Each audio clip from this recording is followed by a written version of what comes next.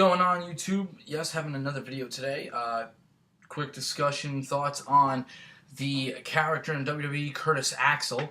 Now, my opinion about Curtis Axel was I think it was a good thing they get the superstar Michael McGillicuddy to step foot on the WWE roster. Before he came out as Curtis Axel, Michael McGillicuddy actually was really just nowhere to go. And I fear that's one thing the WWE does a lot, actually.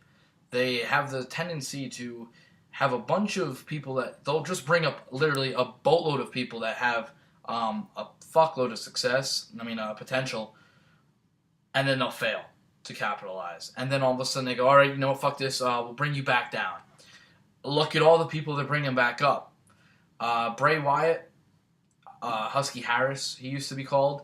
I remember I used to laugh at this guy, and I used to go, wow, this guy really is like, he's a nobody. And then all of a sudden, guess what happens? Now he could talk, and, he's got great mic skills. His matches so far, I haven't really been too impressed about.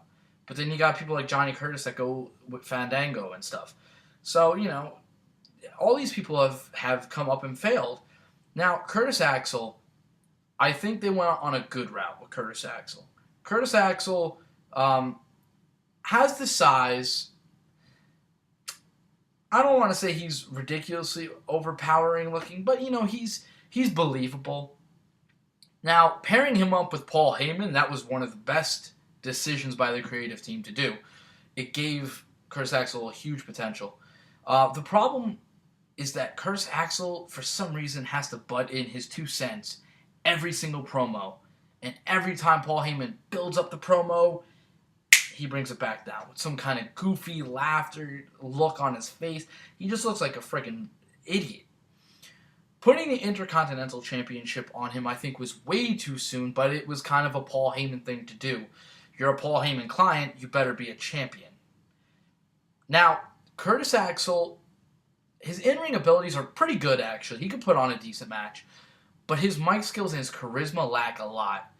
Unfortunately, I see a storyline playing out that Curtis Axel gets dumped by Paul Heyman, and then Curtis Axel's, his career goes down the shitter. My thoughts on Curtis Axel. Intercontinental Championship versus CM Punk. It could give the prestige back to the title, don't get me wrong, but Punk doesn't need to be the IC champion, but I think it'd be kind of cool. The last IC champions have been like The Miz and Wade Barrett, and I haven't heard anything about them in a long time. So that's my opinion on and thoughts on Curtis Axel, whose career I think will abruptly end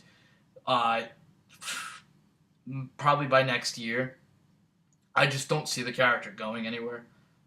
But thanks for listening.